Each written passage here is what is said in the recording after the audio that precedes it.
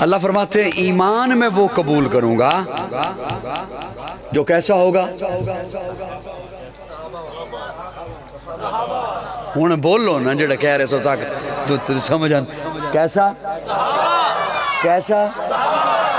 اب صحابہ کا ایمان دیکھیے اور میں ذرا اپنا ایمان دیکھوں اور صحابہ کا ایمان دیکھیے. توجہ رکھنا توجہ رکھنا دوستو. حضرت ایک دو جملے بول دوں. پیارے آقا ممبر پہ جلوہ افروز ہے نا, بیٹھے ہوئے, ایک صاحب کھڑے ہوئے, ایک صاحب سے مراد کہ ایک صحابی کھڑے ہوئے. حضور اسے فرماتے ہیں اجلس, بیٹھ. کیا فرمایا؟ بیٹھ. ایک اور صحابی جوتوں والی جگہ پر ہیں, ایک پاؤں مسجد سے اندر ہے ایک باہر ہے, وہ وہیں پر بیٹھ گیا. وہ ساتھ والا صحابی کہتا ہے حضور نے تجھے تو حکم نہیں دیا, پیارے آقا تو کسی اور کو حکم دے رہے ہیں, تو جہاں پہ بیٹھ گیا. وہ کہتا ہے مجھے پتہ ہے حضور نے مجھے حکم نہیں دیا, حکم کسی اور کو دیا ہے, لیکن حکم یہ ہے کہ بیٹھ جا, اور کانوں میں میرے حضور کی یہ آواز پڑ گئی ہے بیٹھ جا. میں کھڑا تھا, اب میں کھڑا کیسے رہ سکتا ہوں؟ فَإِنْ آمَنُوا بِمِثْلِ مَا آمَنْتُمْ بِهِ فَقَدْ اهْتَدَوْا. ایمان اللہ ایسا قبول کریں گے جیسے کون لایا؟ جیسے کون لایا؟ اب میں نوجوانوں کو مخاطب ہو کے ایک جملہ بولنے لگا ہوں, اور پتہ نہیں یہاں پر خواتین بھی سن رہی ہیں یا نہیں سن رہی.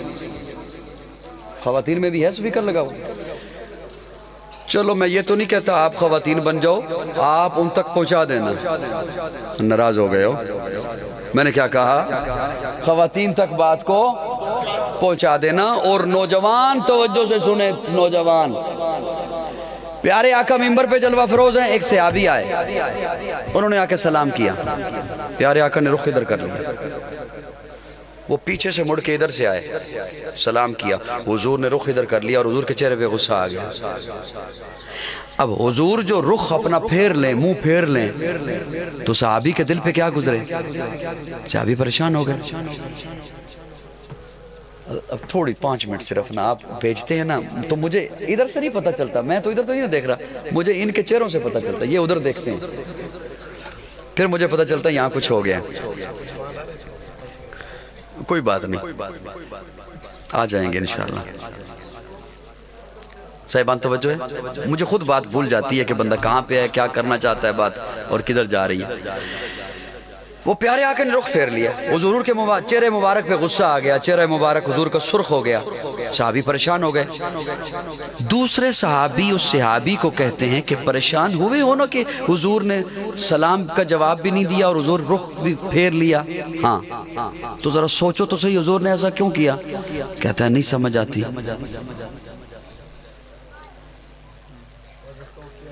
میں بلا کے لے آتا ہوں.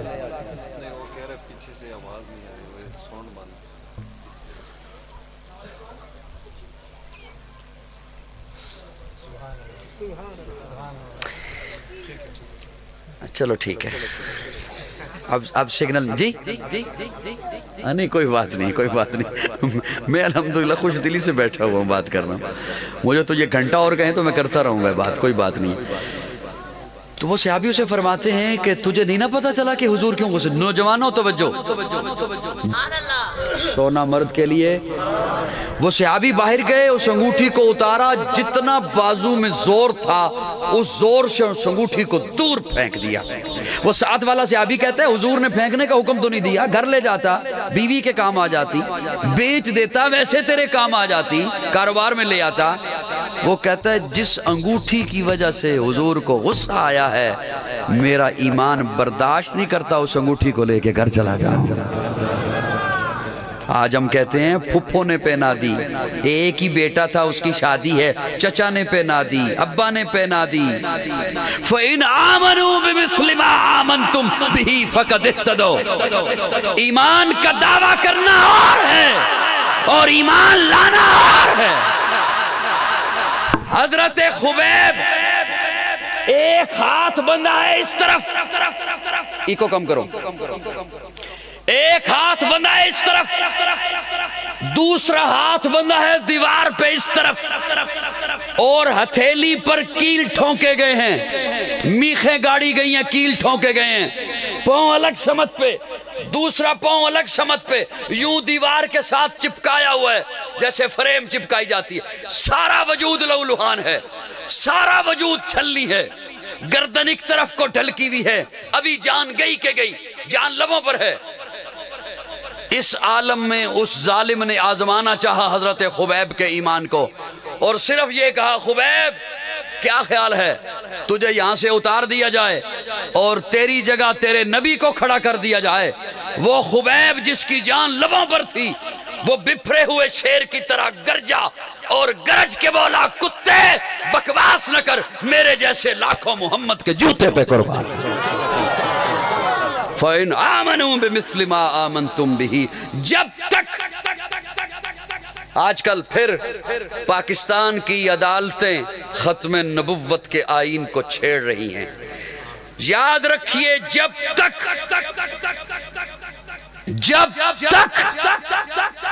جان میں جان ہے اور جان نہیں بھی ہے، ختم نبوت کے آئین کا انشاءاللہ حفاظت کرتے رہیں گے۔ یہ جان جا سکتی ہے اور یہ ہے ہی ختم نبوت پر جانے کے لیے، اور جب تک حضور سے محبت نہیں ہے وہ بندہ مومن نہیں ہو سکتا ہے، یہ یاد رکھیے۔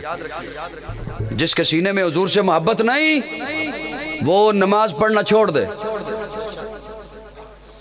جس کے سینے میں حضور سے محبت نہیں وہ روزہ رکھنا چھوڑ دے، داڑھی چھوڑ دے، پگڑی پہننا چھوڑ دے، تہجد میں اٹھنا چھوڑ دے۔ جس کے سینے میں حضور سے محبت نہیں، اور محبت کیا بھائی ایک معیار ہے۔ اجازت ہو تو جملے آگے میں بول دوں، جی بول دوں۔ محبت کا بھی ایک معیار ہے۔ ہائے ہائے ہائے، میں اصل میں اب گھڑی دیکھ رہا ہوں، مجھے جو ٹائم دیا نا حضرت نے وہ پورا ہو گیا، مجھے جو حضرت نے ٹائم دیا وہ پورا ہو گیا، ٹھیک ہے ختم کر دوں جی؟ مجھے جو حضرت نے وقت دیا وہ ختم ہو گیا، بس کر دوں؟ اب توجہ سے میرا وہ جملہ سن لیں جو میں سنانے لگا ہوں آپ کو، دھیان ہے؟ دھیان ہے؟ میں ذمہ داری سے بولنے لگا ہوں اور وقت کی ضرورت ہے جو بولنے لگا ہوں۔ میری ایک مثال ہے، استدلال ہے، حضرات سٹیج پہ بیٹھے ہوئے لوگوں کی بھی توجہ چاہوں گا۔ یہاں سے جو ابھی آپ اٹھیں گے باہر جائیں گے گیٹ سے نکلیں گے تو میں ایک مثال دینے لگا ہوں، جیسے ہی آپ گیٹ سے گزرنے لگیں گے گیٹ کے اوپر وہ شخصیت کھڑی ہے جو آپ کے ذہن میں آپ کو سب سے زیادہ اس وقت پیاری ہے دنیا میں۔ باپ بھی ہو سکتا ہے، بیٹا بھی ہو سکتا ہے، استاد بھی ہو سکتا ہے، مرشد بھی ہو سکتا ہے، پیر بھی ہو سکتا ہے، دوست بھی ہو سکتا ہے، جو سب کے ذہنوں میں ہے اس کا ذرا تصور کر لیں۔ کر لیا؟ کر لیا؟ میرے لفظ سمجھ آ رہے ہیں آپ کو؟ وہ جو بھی ہے آپ کو پیاری ہے شخصیت، بیٹا بھی ہو سکتا ہے، باپ بھی ہو سکتا ہے، دوست بھی ہو سکتا ہے، رشتہ دار بھی ہو سکتا ہے، اس کا تصور کر لیا آپ نے؟ مجھے سن رہے ہیں؟ میرا وقت بچاؤ، اپنا بھی وقت بچاؤ، جلدی جلدی یا سر ہلاؤ یا زبان بولو۔ کر لیا؟ وہ شخصیت کھڑی ہے اور جیسے ہی آپ اس کے سامنے سے گزرنے لگتے ہیں نا وہ آپ سے ایک چیز مانگتی ہے اور وہ چیز آپ کے پاس ہے اور وہ ہے بھی کسی کو دینے کے لیے۔ کتنا میں نے آسان کر دیا۔ ایک چیز آپ سے مانگتی ہے وہ شخصیت اور وہ آپ کے پاس ہے آپ کی جیب میں اور وہ ہے بھی کسی کو دینے کے لیے، تو مجھے امید ہے آپ اسے دے دیں گے کیونکہ وہ شخصیت آپ کو سب سے پیاری ہے۔ بولو۔ اب سنیے، باپ کی بات بعد میں، استاد کی بعد میں، بیٹے کی بعد میں، مرشد کی بعد میں، پیر کی بعد میں، خطیب کی بعد میں، لیڈر کی بعد میں، قائد کی بعد میں، حضور ایک چیز مانگتے ہیں آپ سے۔ میں ذمہ داری سے لفظ بولوں گا، وہ پیارے آقا چیز مانگتے ہیں جن کے سامنے کافر آئے تھے کہ آپ کو اقتدار دیتے ہیں، دولتیں دیتے ہیں، سونا چاندی دیتے ہیں، دنیا کا جو چیز مانگے دیتے ہیں، یہ کلمہ چھوڑ دیں، اس کی دعوت چھوڑ دیں۔ پیارے آقا نے فرمایا نہیں چاہیے۔ رب نے کہا تھا محبوب یہ احد کا پہاڑ دیکھ رہے ہو، 8 کلومیٹر کا پہاڑ، اسے سونے کا بنا دوں؟ فرمایا نہیں چاہیے۔ وہ آقا اپنے امتی کو کہتے ہیں مجھے تجھ سے ایک چیز چاہیے۔ یا رسول اللہ حکم کیجئے۔ آقا فرماتے ہیں مجھے محبت دو۔ کیا دو؟ کیا دو؟ اب آپ آہستہ بول رہے ہیں جس کی وجہ سے مجھے آہستہ بولنا پڑ رہا ہے، ورنہ میرا یہ انداز نہیں جس انداز سے میں بول رہا ہوں، کیونکہ میں آنکھیں بند کر کے تقریر کرنے کا عادی نہیں۔ میں جب تک اپنے لفظ کسی اگلے بندے کے ذہن میں ڈال نہ دوں میں آگے چل نہیں سکتا، میری مجبوری ہے۔ اب مجھے اپنی ایمانداری سے بتائیے، حضور نے محبت تو مانگ لی، کیا مانگ لی؟ امت سے محبت۔ میں ایک سوال آپ سے کرنے لگا ہوں، اس کا سوال کا جواب دیں گے تو میں بات یہ پوری کر سکوں گا۔ یہ کیسے ہو سکتا ہے حضور فرمائیں نماز پڑھو، طریقہ نہ بتائیں؟ حضور فرمائیں نماز پڑھو، طریقہ نہ سمجھائیں، ہو سکتا ہے؟ حضور فرمائیں روزہ رکھو، طریقہ نہ بتائیں، ہو سکتا ہے؟ حضور فرمائیں حج کرو، طریقہ نہ بتائیں، ہو سکتا ہے؟ تو یہ کیسے ہو سکتا ہے حضور فرمائیں محبت کرو، طریقہ نہ بتائیں؟ میرے آقا نے طریقہ بھی بتایا ہے اور محبت کی مقدار بھی بتائی ہے کہ میرے ساتھ محبت کرنی کتنی ہے۔ اب توجہ سے سننا قاضی کا جملہ، یا رسول اللہ کتنی محبت کریں آپ سے؟ آقا فرماتے ہیں اپنے والدین سے زیادہ۔ یا رسول اللہ بس بہت ہے؟ فرمایا نہیں، اپنی اولاد سے زیادہ۔ یا رسول اللہ بس کافی ہے؟ فرمایا نہیں، مال دولت، جائیداد، کھیتی باڑی، پلازے، مارکیٹیں، عہدے، منصب، سونا چاندی، ہیرے جواہرات، ڈالر، پاؤنڈ، پیسہ، کرنسی، ان سب سے زیادہ۔ یا رسول اللہ بس بہت ہے؟ فرمایا نہیں، اپنی جان سے زیادہ۔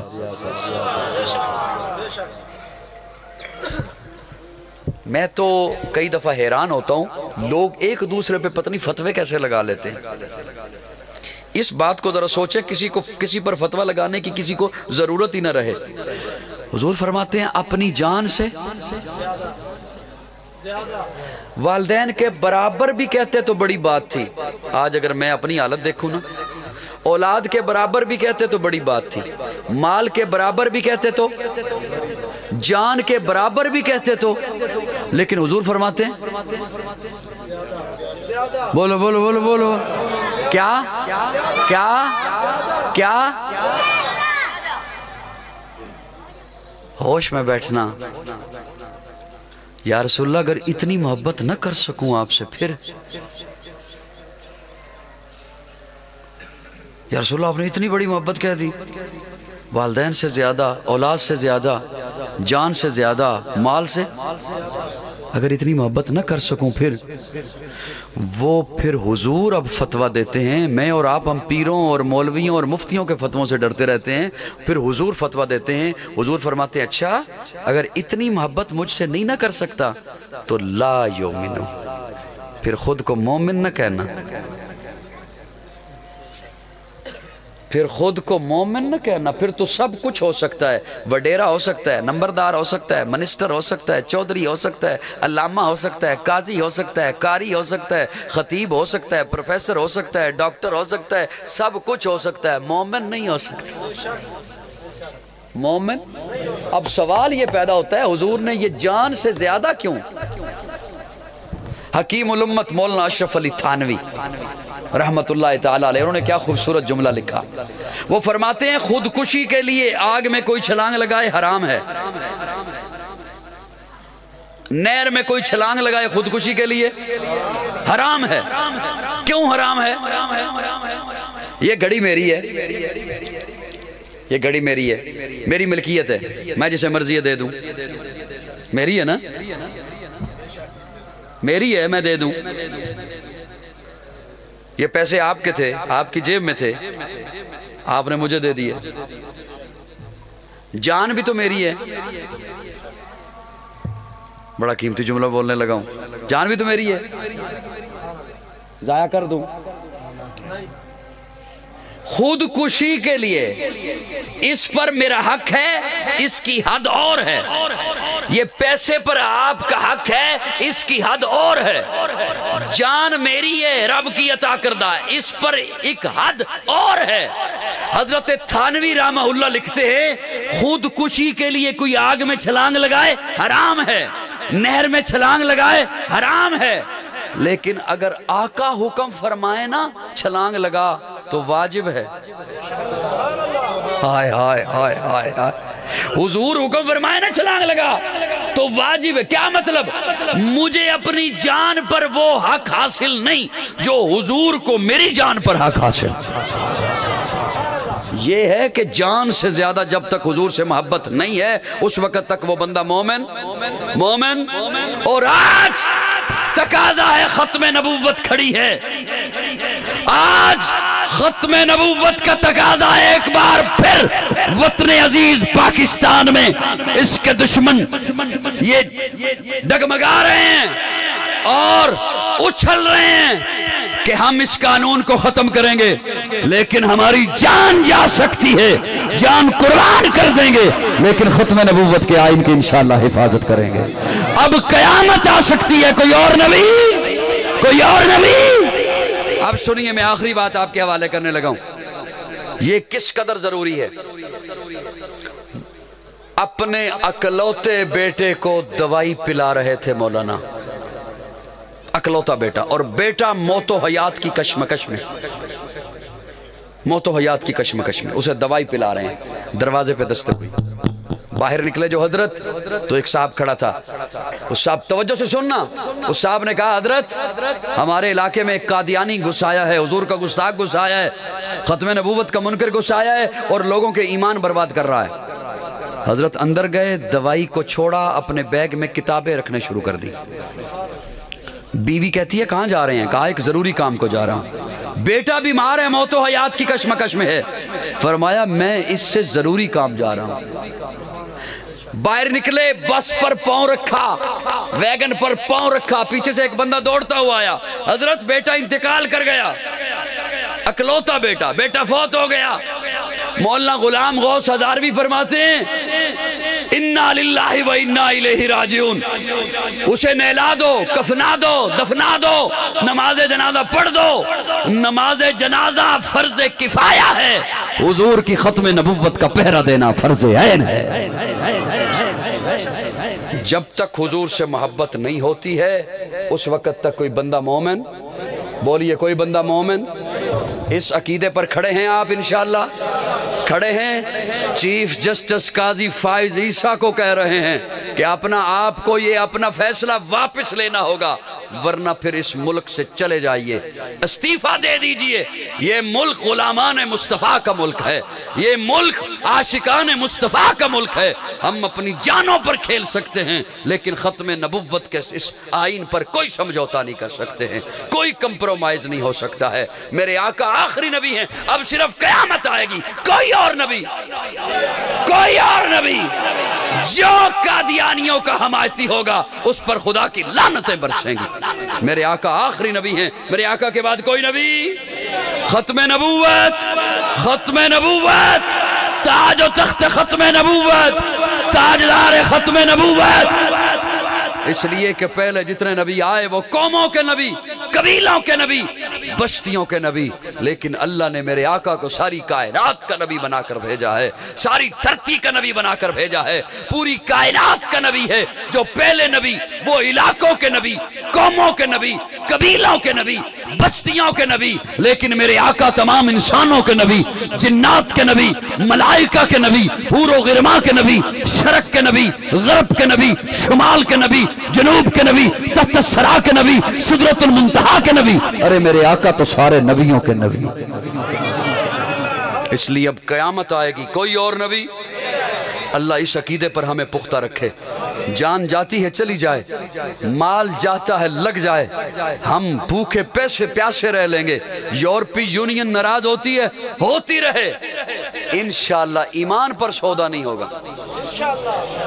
پہلی بات. اور دوسری بات آپ سے یہ کرنی ہے اور دکھی دل کے ساتھ کرنی ہے. وقت تو میں نے زیادہ لے لیا آپ کا, میں اس پر معذرت چاہتا ہوں. فلسطین میں اس وقت جنگ لگی ہوئی ہے, سنا ہے آپ نے, پتہ ہے آپ کو. آپ تو پھر کہیں گے ہم کچھ نہیں کر سکتے, ہم تو بے بس ہیں. اور واقعتاً ہم بے بس ہیں, ہم مجبور ہیں, ہمارے ہاتھوں میں تو کچھ بھی نہیں ہے. اللہ کرے عربیوں کو ہوش آ جائے, عرب شہزادوں کو اللہ ہو کرے خیال آ جائے, ہوش آ جائے. پہلی بات یہ کہ آپ ان کے لیے دعا تو کر سکتے ہیں. تو آپ نے کبھی کی ہے دعا ان کے لیے؟ نہیں نہیں نہیں نہیں. اس طرح دعا کی ہے جس طرح خود پہ مصیبت آئے تو کرتے ہیں, نہیں کی. اس طرح کبھی چلائے ہو رب کے سامنے جس طرح خود پہ مصیبت آ جائے تو چلاتے ہو تہجد کے وقت اٹھ کر؟ نہیں چلائے. آپ کے پاس یہ اختیار تو تھا نا. آپ نے یہودی مصنوعات کا بائیکاٹ کیا ہے؟ جی جی, میں بہت معذرت چاہتے ہوئے, میں بہت چھوٹا ہوں لیکن میں بہت معذرت چاہتے ہوئے عرض کرتا ہوں. میں خود اپنی صحت کے لیے بڑی احتیاط کرنے والا بندہ ہوں, لیکن میں نے یہاں کا پانی منگوا کے پیا ہے, وہ نیسلے کی بوتل میں نے اٹھوا دی ہے. میں معذرت چاہتے ہوئے عرض کرتا ہوں, خدا را کچھ ہوش کیجئے, خدا را کچھ خیال کیجئے, کچھ خیال کیجئے. وہ معصوم بچیوں اور بچے وہ وہاں پہ گھاس کھانے پہ مجبور ہیں, اور یہی کمپنیاں ان اسرائیلی فوجوں کو فنڈ دے رہی ہیں. آپ کے انہی پیسوں سے وہ گولیاں خرید رہے ہیں وہاں پر. کیسے برداشت کر رہے ہیں آپ؟ کیسے یہ قوم برداشت کر رہی ہے؟ خدا را کچھ ہوش کے ناخن لیجئے. آپ نے کیا منہ دکھانا ہے؟ یہی بچیاں آپ کے گریبان پکڑیں گی. یا تو حضور کا کلمہ چھوڑ دیجئے, ورنہ حضور کے اس فرمان کو اپنے سینے میں جگہ دیجئے کہ پیارے آقا نے فرمایا کہ مسلمان کی مثال ایک جسم کی مانند ہے, پاؤں پہ بھی کانٹا چبھے تو سر میں بھی درد ہوتا ہے. اس بات کا تھوڑا سا خیال کیجئے. اللہ رب العزت ہمیں حقیقی معنوں میں